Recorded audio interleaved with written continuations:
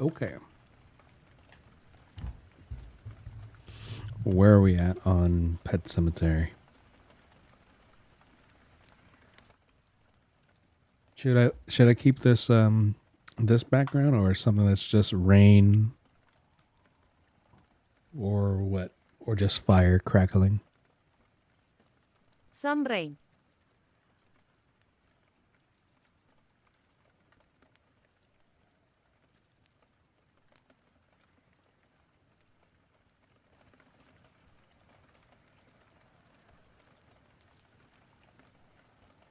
Okay. We Turn stop. Tetese off. Okay. We stopped on chapter 5.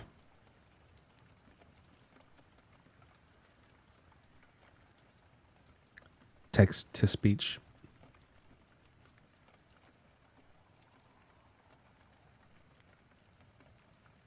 Do I sound okay? Is it not too much? It's not too loud? Not too powerful?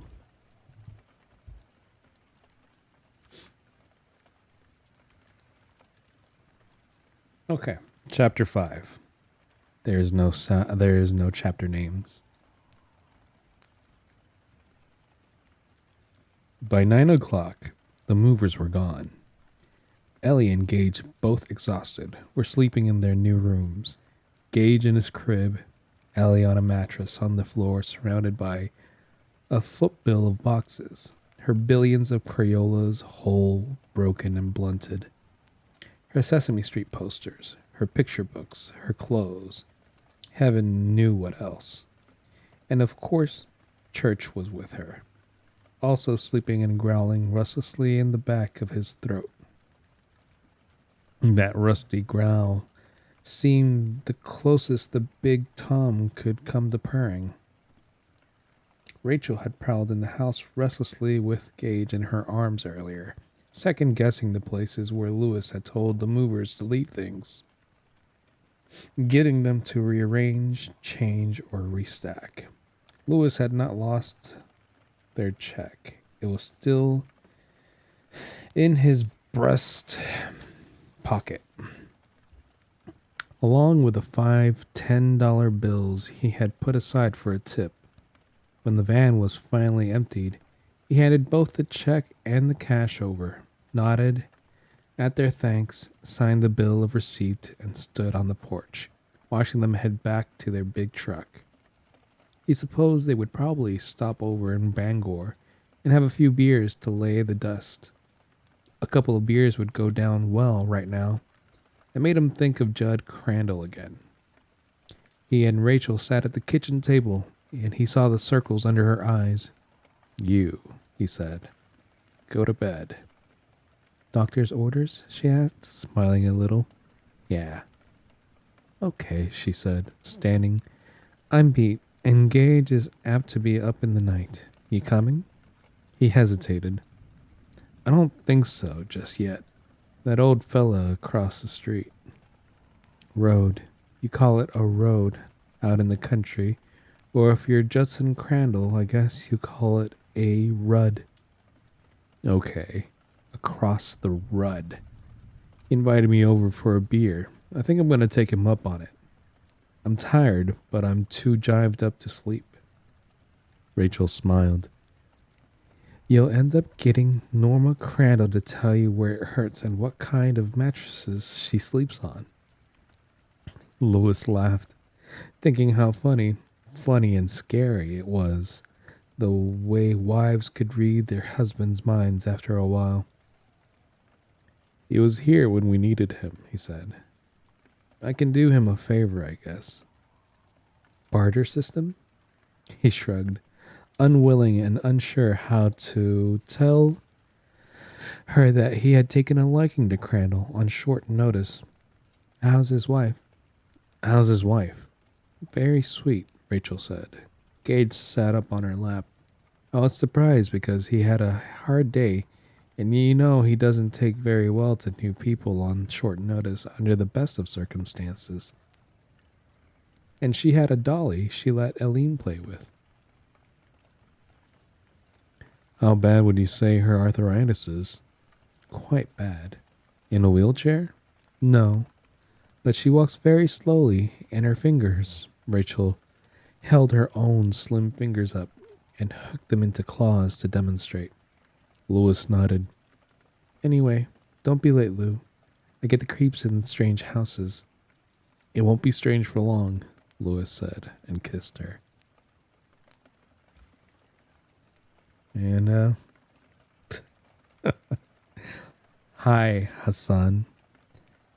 That was chapter 5. Are you reading a book? Yeah. I'm reading Stephen King's Pet Cemetery. Pet Cemetery.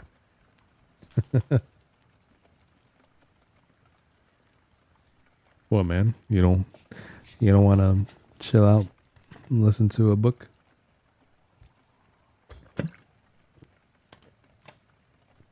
Wokage. Where's the chat on the screen?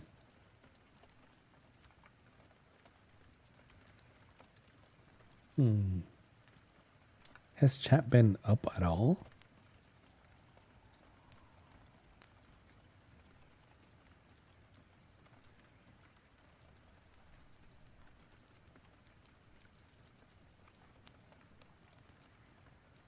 It is now.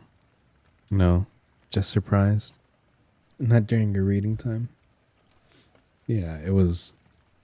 It was above the chat box in the lineup.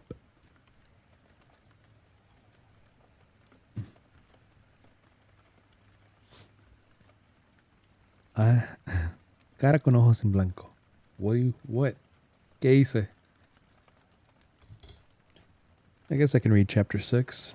How long is it? Let me see. Half a page. 1, 2, 3, 4, 5, 6, 7, 8 whole pages. Wow, it's the longest one yet. Just didn't use it today. That's what she said. How long is it? Again.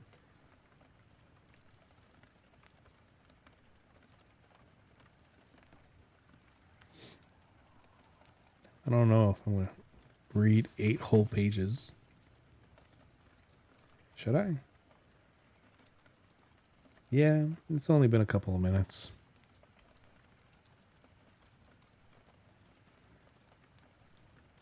Oh, si quieres que pare, I'll snap.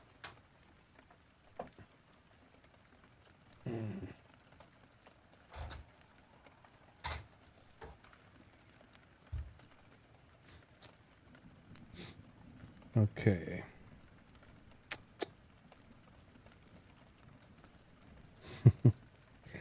Lewis came back later, feeling small. No one asked him to examine Norma Crandall, and when he crossed the street, Rudd, he reminded himself, smiling, the lady had already retired for the night. Judd was a vague silhouette behind the screens of the enclosed porch. There was the comfortable squeak of a rocker on old linoleum. Lewis knocked on the screen door, which rattled companionably against its frame. Crandall's cigarette glowed like a large, placeable firefly in the summer darkness. Okay. From a radio low came the voice of a Red Sox game, and all it gave Lewis Creed the oddest feeling of coming home. Doc, Crandall said. I thought that was you. Hope you meant it about the beer, Lewis said, coming in. Oh, about beer, I never lie, Crandall said. A man who lies about beer makes enemies. Sit down, Doc. I put an extra couple on ice just in case. the one from the movie, pretty much. The porch was long and narrow, furnished with rattan chairs and sofas. Lewis sank into one and was surprised at how comfortable it was. At his left hand was a tin pail filled with ice cubes and a few cans of Black Label. He took one. Thank you, he said and opened it. The first two swallows hit his throat like a blessing. More than welcome, Crandall said. I hope your time here will be a happy one, Doc. Amen, Lewis said. Say, if you want crackers or something, I could get some. I got a wedge of rats just about ripe. A wedge of what? Rat cheese. Crandall sounded faintly amused. Thanks, but just the beer will do me. Well then, we'll just let her go. Crandall belched contentedly. Your wife gone to bed? Your wife gone to bed? Lewis asked, wondering why he was opening the door like this. Well, sometimes she stays up, sometimes she don't. Her arthritis is quite painful, isn't it? You ever see a case that wasn't? Crandall asked. Lewis shook his head. I guess it's tolerable, Crandall said. She don't complain much. She's a good old girl, my Norma. There was a great and simple weight of affection in his voice. Out on Route 15, a tanker truck droned by, one so big and long that for a moment Lewis couldn't see his house across the road. Written on the side, just visible in the last light, was the word Orinco. One hell of a big truck, Lewis commented. Orinco's near Orrington, Crandall said. Chemical fertilizer factory. They come and go, all right. And the oil tankers, and the dump trucks, and the people who go to work in Bangor or Brewer and come home at night. He shook his head. That's the one thing about Ludlow I don't like anymore. That frickin' road. No peace from it. They go all day and all night, wake Norma up sometimes. Hell, wake me up sometimes. And I sleep like a goddamn log. Lewis, who thought this strange Maine landscape almost eerily quiet after the constant roar of Chicago, only nodded his head. Yes, it's so close to Crandall. Like, it was so exaggerated. I'm trying to channel the actor. Lewis, it's not this strange Maine landscape almost really quiet. The constant roar of Chicago only nodded his head. One day, soon the Arabs will pull the plug, and they'll be able to grow African violets right down the yellow line. Crandall said. You might be right. Lewis tilted his can back and was surprised to find it empty. Crandall laughed. You just grab yourself one to grow on, Doc. Lewis hesitated, then said, All right, but just one more, and I have to be getting back. Sure you do. Ain't moving a bitch. It is, Lewis agreed. And then for a time they were silent. Excuse me. The silence was a comfortable one, as if they had known each other for a long time. This was a feeling about which Lewis had read in books, but which he had never experienced until now. He felt ashamed of his casual thoughts about free medical advice earlier. Dick. On the road, a semi roared by, its running lights twinkling like earth stars. That's one mean road, all right, Crandall repeated thoughtfully, almost vaguely, and then turned to Lewis. There was a peculiar little smile on his seamed mouth. He poked the Chesterfield into one corner of the smile and popped a match with his thumbnail. You remember the path there that your little girl commented on? For a moment, Lewis didn't. Ellie had commented on a whole catalog of things before finally collapsing for the night. Then he did remember that wide mown patch winding up through the copse of trees and over the hill. Yes, I do. You promised to tell her about it sometime. I did, and I will, Crandall said. That patch goes up into the woods about a mile and a half. The local kids around Route 15 and Middle Drive keep it nice because they use it. Kids come and go. There's a lot more moving around than there used to be when I was a boy. Then you picked up a place out and struck to it. But they seem to tell each other, and every spring a bunch of them mows that path. God, sometimes I can't make sense of what they're saying. They keep it nice all the summer long. Not all of the adults in town know it's there. A lot of them do, of course, but not all. Not by a long chalk. But all of the kids do. I bet on it. Know what's there? Know what's there? The pet cemetery, Crandall said. Pet cemetery, Lewis repeated, bemused. Not as odd as it probably sounds, Crandall said, smoking and rocking. It's the road. It uses up a lot of animals, that road does. Dogs and cats mostly, but that ain't all. One of those big Enrico trucks run down the pet raccoon the Ryder children used to keep. That was back, Christ, must have been in 73, maybe earlier. Before the state made keeping a coon or even a denatured skunk illegal, anyway. Why did they do that? Rabies, Crandall said. Lots of rabies in Maine now. There was a big old St. Bernard went rabid downstate a couple of years ago and killed 4 people. Oh my God, is that Cujo? Is that about Cujo? It sounds like it's about Cujo. Was Cujo a Stephen King book? Movie? Yeah. St. Bernard killed 4 people? Sounds like fucking Cujo. That was the hell of a thing. Dog hadn't had his shots.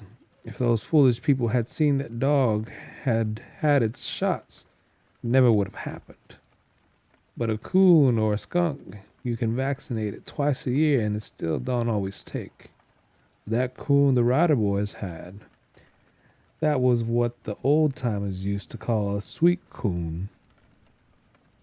It'd waddle right up to you, gory, warm, fat, and lick your face like a dog.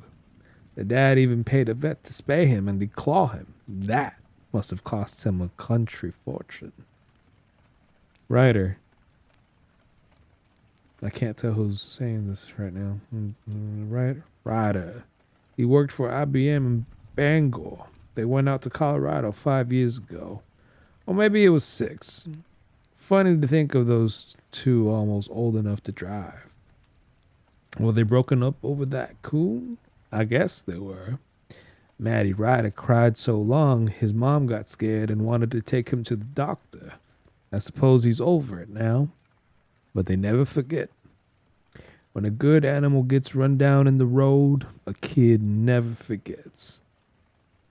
Lewis's mind turned to Ellie as he had last seen her tonight, fast asleep with church purring rustling rustly on the foot of the mattress. My daughter's got a cat, he said. Winston Churchill. We call him Church for short. Do they climb when he walks? I beg your pardon? Lewis had no idea what he was talking about. He's still got his balls. He's still got his balls, or has he been fixed? No, Lewis said. No, he hasn't been fixed. In fact, There had been some trouble over that back in Chicago. Rachel had wanted to get church spayed, had even made the appointment with the vet. Lewis canceled it. Even now, he wasn't really sure why. It wasn't anything as simple or as stupid as equating his masculinity with that of his daughter's Tom, nor even his resentment at the idea that church would have to be castrated what? So the fat housewife next door wouldn't need to be troubled with twisting down the lids of her plastic garbage cans. Those things had been part of it, but most of it had been a vague but strong feeling that it would destroy something in church that he himself valued, that would put out the go to hell look in the cat's green eyes. Finally, he had pointed out to Rachel that they were moving to the country, and it shouldn't be a problem. Now here was Judson Crandall pointing out that part of country living in Ludlow consisted of dealing with Route 15, and asked him if the cat was fixed. Try a little irony, Dr. Creed. It's good for your blood.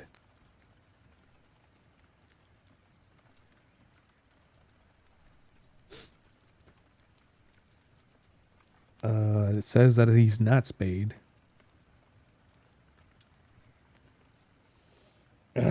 I'd get him fixed, Crandall said, crushing his smoke between his thumb and forefinger. A fixed cat don't tend to wander as much. But if it's all the time crossing back and forth, its luck will run out. End up there with a rider's kid's coon and little Timmy's Dressler's cocker spaniel and Mrs.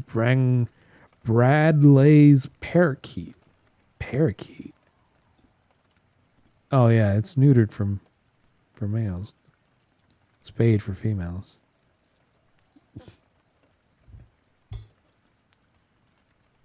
Fix is fixed. The parrot, not that the parakeet got run over in the road, you understand. It just went feet up one day. I'll take it under advisement, Lewis said. You do that, Crandall said, and stood up. How's that beer doing? I believe I'll go in for a slice of old Mr. Rat after all. Beer's gone, Lewis said, also standing. I ought to go too. Big day tomorrow. Starting in at the university? University? University. What the fuck did I say? Lewis nodded. The kids don't come back for 2 weeks, but by then I ought to know what I'm doing, don't you think? Yeah, if you don't know where the pills are, I guess you'll have trouble. Crandall offered his hand and Lewis shook it, mindful again of the fact that old bones pained easily. Come on over any evening, he said. Want you to meet my... Come on over any evening, he said. Want you to meet my Norma. Think she'd enjoy you. I'll do that, Lewis said. Nice to meet you, Judd. Same goes both ways. You'll settle in, may even stay a while. I hope we do. Lewis walked down the crazy paved path to the shoulder of the road and had to pause while yet another truck, this one followed by a line of 5 cars headed in the direction of Bucksport, passed by. Then, raising his hand in a short salute, he crossed the street. Road, he reminded himself again, and let himself into his new house. It was quiet with the sounds of sleep. Ellie appeared not to have moved at all, and Gage was still in his crib, sleeping in typical Gage fashion, spread-eagled on his back, a bottle within easy reach. Lewis paused there, looking in at his son, his heart abruptly filling with love for the boy so strong that it almost seemed dangerous. He supposed part of it was simply homesickness for all the familiar Chicago places and Chicago faces that were now gone, erased so efficiently by the miles that they might never have been at all. The hell, man? There's a lot more moving around than there used to be. It used to be you picked a place, and it's stuck to it. There was some truth in that. He went to his son, and because there was no one there to see him do it, not even Rachel, he kissed his fingers and then pressed them gently and briefly to Gage's cheek through the bars of the crib. Gage chuckled and turned over on his side. Sleep well, baby, Lewis said.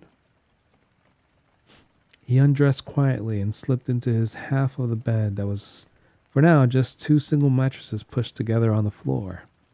He felt the strain of the day beginning to pass.